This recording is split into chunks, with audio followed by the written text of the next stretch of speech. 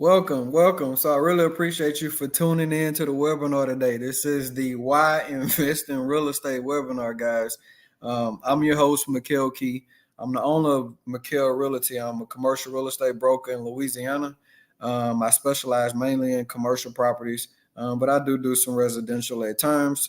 I also am a landlord. I own over 100 doors. So I get both sides of it. I get the investor side and I get the real estate agent side, which gives me a unique ability to help investors and also train individuals that want to get into real estate investing. And the question I always get is, why invest in real estate, guys? And I like to break it down into four levers. So appreciation, cash flow, depreciation, and leverage. And if you can get really good at understanding those four concepts, you'll be able to analyze any deal and you'll be able to be a very successful real estate investor, because that is the foundation. Appreciation is simply the increase in value in real estate over time. So just to give you an example, if you live in California, and you had a family member out there that passed away and y'all inherited the house. Now the house is worth $1 million. That's an example of appreciation. Most real estate, basic real estate, goes up in value over time. Now, if we're talking about commercial real estate, like apartment buildings, things that generate income, then you can improve the appreciation by going up on the rents and different things like that. So just remember, appreciation is the increase in value over time. If you're seeing that benefit, you are very lucky. Cash flow is simply rent. Most people know what cash flow is. They just hear it in terms of rent. That's cash flow. Depreciation is an automatic tax write-off, okay, that the IRS gives you. So it's given. Okay, it saves you a bunch of money at the end of the year. There's so many other tax write-offs that you get in real estate. You can write off a portion of your mortgage payment. You can write off maintenance. You can write off just about anything you can think of. You can write off in real estate. So that's really one of the biggest reasons everyone should invest in real estate. And also leverage. When you think about leverage in real estate, so you think about the down payment. So if you're using FHA, VA, something like that, then your down payment is obviously a lot smaller. FHA is 3 to 5%. But when you go to commercial properties, conventional loans are typically 15 to 20% down. But let's say you're buying $1 million apartment building and you have to put 20% down. You're spending 20%, $200,000 to control $1 million piece of property.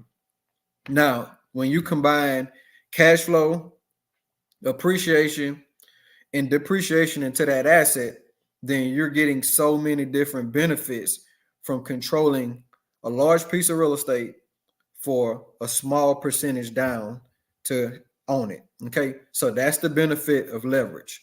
So let's go to and for the sake of these slides, guys, don't worry. I'm gonna put a link in the comments. You can click the link so you can have access to my latest book for free. And then also you'll get all of this. I'll also post a link of my private Facebook group. I got all these in the file section. So you can just go through, click, and pluck out what you need. So we just talked about the taxable benefits. So why would you invest in real estate? Number one, you can invest in real estate while keeping your day job.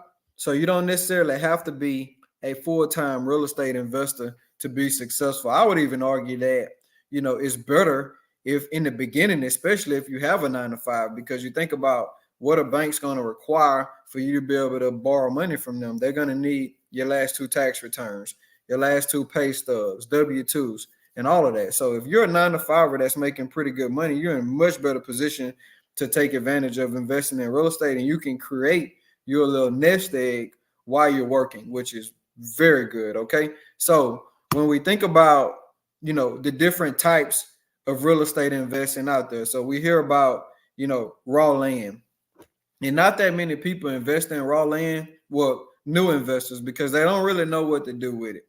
But if we're thinking about raw land, there's several things you can do with raw land. Okay. You can subdivide. You can take a 5-acre tract and you can break it down into 1-acre lots and you can sell them. Or you can take a piece of raw land and you can do like I did when I first got in the game. You can build a house on it to flip and sell, or, if you want to be technical with it and you want to, get into the industrial industry, if you got a large tract of land, like a 10, 15, 20 acre piece of land, You can find, an industrial company that needs a yard for their trucks. Or they may, be providing fiber optic cables, to the area where you live, and they need a place to store all their materials. So you can rent your land out there. So many different ways that you can monetize raw land. You just have to partner with an experienced real estate broker and allow them to help you put a plan together. Okay. But for the sake of raw land, we can subdivide, we can develop a house on it, we can rent the land out we call that a lay down yard, or you can develop something like an apartment complex on it. There are a lot of different things you can do. Don't overlook raw land. Okay. Now, secondly, single family houses, probably the most common real estate investment out there. And the reason why is because a lot of smaller families who once bought a house, then they were forced to upgrade, get a bigger house, and then they kept the smaller house to rent out. So that's why we have so many single family houses. It's the most popular asset class out there. But you got to think about it. A duplex, which is 2 units, triplex 3, quadplex 4, they're also considered residential. Okay. And the advantage of residential housing is it qualifies for government funding, which means that you can use 3 to 5% to buy as long as you live in one. So single family houses is a very good investment for first time investors. Okay. You can house hack, live in one side of a duplex, rent the other one out. Think about it. If you do that, you're going to get access to what? Cash flow, depreciation. You spend 3%, 3 to 5% down. So you utilize leverage to control a large asset with a small down payment. Okay. And as you're paying the mortgage balance down, your net worth is steady going up because you're creating equity. Okay. You're creating equity. And then also, if you're in an area where appreciation is kicking in, then you're taking advantage of that as well. So duplexes are a really good place to start. Duplex, triplex, quadplex, single family house. The next asset class is small apartment buildings. Okay. So small apartment buildings are typically 5 to 50 units. And you think about what's the advantage of owning a small apartment building. So let's go back to the 4 advantages. So with appreciation on an apartment building, I want you to know that you can improve the value of your apartment building by increasing the rent and decreasing the expenses. So when you bring in more money, okay, then your net operating income is higher. So now your asset is that much more valuable. Okay, you're creating equity. So that's the main advantage of owning an apartment building outside of the scale. So you think about if you own one rent house, and a hot water heater go out, it's going to cost you dearly. But if you own in 5 to 50 units, then obviously if you have one unit that has an issue, then you got 49 other units, that can help take care of that. So scale kicks in. When you think about cash flow, obviously having that residual cash flow coming in, that gives you the flexibility to not have to lean on your career as hard as you may be leaning on it now, because now you're creating income outside of, the earned income that you have to go to work for every day. Okay. So now let's go to large apartment buildings. So obviously large apartment buildings will be, 50 units and up. And obviously for new investors, this is not an ideal investment. A lot of people pool their monies together. New investors, they may put their money together, get with a larger syndicator, and just invest in a large apartment building. But just for the sake of owning a large apartment building, it's the same as, the 4 main points: appreciation, depreciation, leverage, and appreciation, depreciation, leverage, and cash flow. Okay. Now, commercial properties. I'm not going to talk too much about REITs. You can hit the stock market for that and just put your money in it like investing with Walmart or anybody else. For commercial properties are a really good asset class to own. Okay. If you stay in tune with your local government. Okay. So the advantage of owning a commercial building is what we call a triple net lease. And just to make it simple for you, that means that your tenant is going to take care of pretty much everything, maintenance, taxes. You just collect the check every month. So your bigger buildings like your Targets, your TGI Fridays, your steakhouses, all of that. They're in commercial buildings where they pay rent to a landlord. Wendy's, some of the most famous chains out there, they have landlords that go around the country with them and do nothing but develop property. Dollar General. So, they take care of everything. All the landlords do is develop, own the building, collect rent. Okay.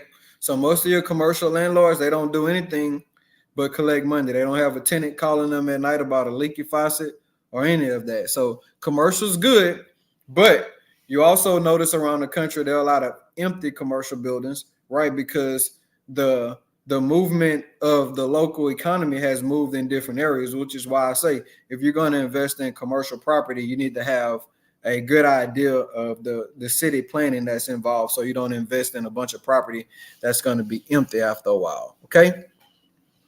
So let's keep going. If this information is helping you any, be sure to click the link, join the private community, take, the real estate investment survey that I have. I do trainings, not much. I can only take about 10 to 15 people at a time. So if you want to get on the waiting list, like I said, click the link. I'd love to, have you consuming the information that I put out daily. And then if we ever can work together and fit it in, I'd love to have you. Let's talk about mobile homes. Okay. So mobile homes are a really good asset class to get involved with. Okay. Cheaper, but now due to inflation, mobile homes are renting for the same price as single family homes. So you think about, I had a friend that was buying, mobile homes for $2,000 and renting them out for $500-$600 a month. That's going on all around the country. So you think about the barrier to entry into real estate investing.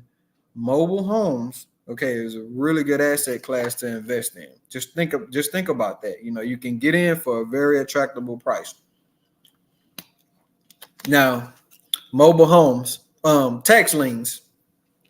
So tax liens are very tricky, but you can go to your local tax sale at the end of the year and you can bid on properties. And if you win, you pay it. Then typically you have, it takes about 4 to 5 years of you consistently paying taxes for that property to revert in your name. Just keep in mind that do your proper due diligence, have a good title attorney that you deal with, because a lot of tax properties also have other issues going on with them where, a lender may have a lien against it. So these properties typically come with a lot of issues. Make sure you do your due diligence, have a good title attorney to check title on it to make sure title's clear. If it is, you get a house for pennies on a dollar. But a lot of investors buy these properties and they can't ever do anything with it because there's active liens against it. Okay. So let's go through what real estate investing strategy do you want to have? Okay, so there's a lot of different things you can do. If you already just flush with cash, then you can buy rental properties and just build up your cash reserve. But if you don't have a lot of cash built up, then obviously buying whole may not work for you. Buying whole is good for people who already have money. But if you're trying to build money, then obviously we need to talk about flipping. Flipping houses is when you buy low and you sell high. So for example, home A would be worth $100,000 if it was in good condition, but needs $20,000 worth of work. A typical house flipper would purchase the home for $50,000, okay, and put the $20,000 worth of work.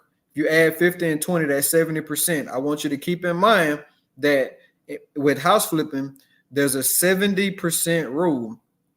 The 70% rule says that you should invest no more than 70% in the purchase price and the renovation cost of the after repair value. So if the house is worth $100,000, you should invest no more than $70,000, okay, in that project.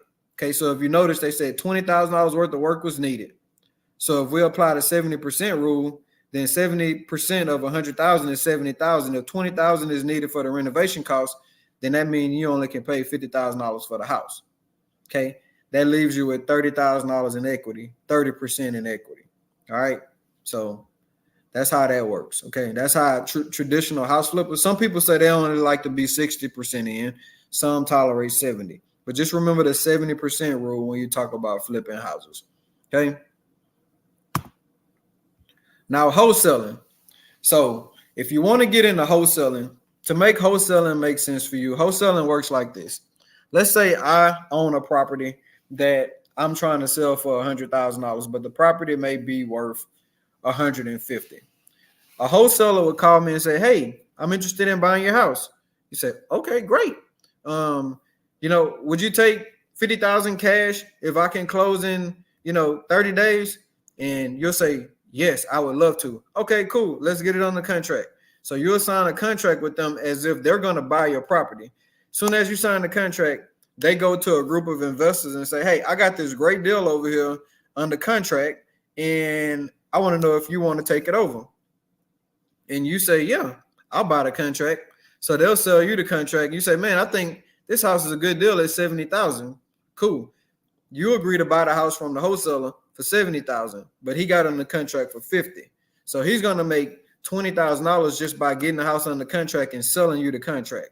So a wholesaler just goes around getting a bunch of properties on the contract for a really cheap price, and then they take them to actual investors and try to sell it to them, or we call it assign it to them for a fee.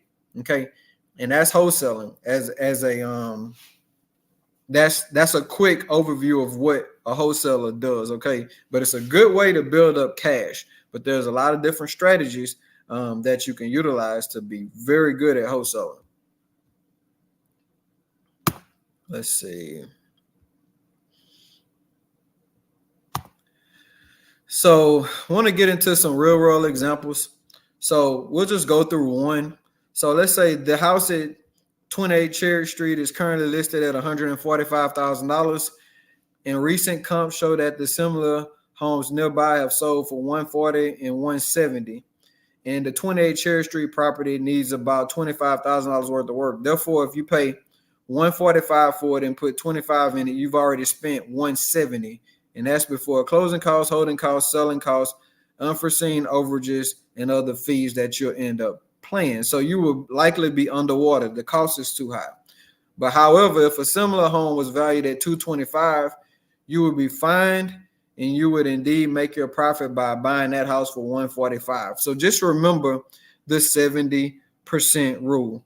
If you can develop a good strategy on how to determine what a property is worth, okay, the after repair value, then you would generally be really good at determining what to pay for a property. You need a general contractor who can come look at the property and give you a good cost on it. Okay, so now if you know the ARV and you know the cost of repairs, then you just subtract that to get the cost that you're going to offer to pay for the house. Remember, no more than 70%. Okay, no more than 70. So how to find investment properties right now? Online. Online, there's so many different websites. Like I use Realty. I use batchleads.com, where I can go in and just type in a property, and it'll give me who the owner is. It'll give me, sometimes it can give you some mortgage data. AI has kind of taken over the real estate industry, and there's so many different tools you can use to research properties. Okay, but I would say how to find investment properties. Early on investors, I would get them straight into the AI data so we can work smarter and not harder. Let's see.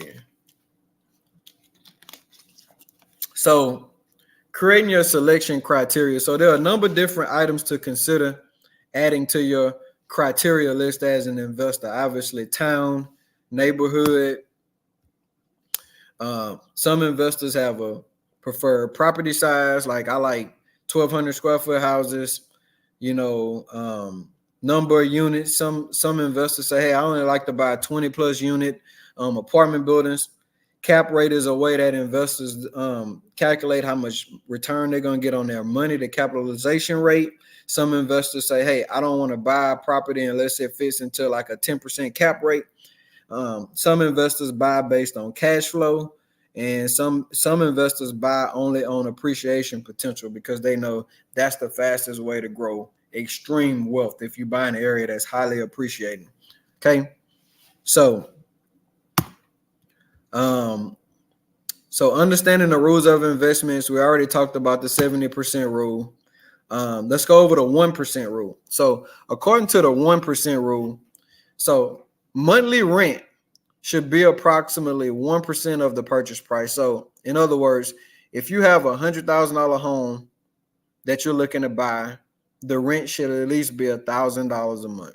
$50,000 home, the rent should be $500. So what I will say is that just keep this in mind, that if you find a deal and it's 1%, it fits into the 1% rule. It doesn't mean buy it. It just means that this has the potential to be a good deal. So you start due diligence on it. You start looking at the financials. You walk the property to see what kind of condition it's in. So there's so many other things that could kill a deal, but just know for the sake of the 1% rule, if a property fits into the 1% rule, it just tells you that, okay, it's time to start looking closely at this property and maybe get it under contract. Make sense? All right. Let's go with the 50% rule is a good rule of thumb that will help to fairly accurately predict how much a property's expenses will cost you each month. So the 50% rule simply states that 50% of your income will be spent on expenses, okay? Not including the mortgage payments. So as mentioned above, most real estate listings will identify the monthly income of a property. By dividing that number in half, you can easily figure out how much you'll have left to pay the monthly mortgage with. All right. So real world example, an apartment building brings in $8,000 a month in income using the 50% rule. We're left with $4,000 for expenses. Okay. If the monthly mortgage payment on the property is $3,500 a month, you can reasonably assume a monthly cash flow of $500. 50% rule. So 70% rule, 50% rule, 1% rule. Just those three terms right there makes the webinar all worth it. Okay. So we already talked about the 70% rule. And so that is it for today, guys. If you have any questions, feel free to let me know. And obviously, like I said, I put all the links in the comments, guys. I would love to have you a part of my community so we can go deeper. Today is just about teaching the basics of real estate investing and what that look like. And anybody could be successful in real estate if I can do it. I have 100 units, 100 plus units, 105. I'm a real estate broker too, so I put together large deals for investors, and I know that I can help you. As stated earlier, guys, I only have maximum capacity to train maybe 10 to 15 people at a time. So you can join my free community and take the survey, which you'll get on the waiting list. And if I have any openings, I'll definitely reach out to you and let you come so you can get some live training. All right. But I thank you for your time today.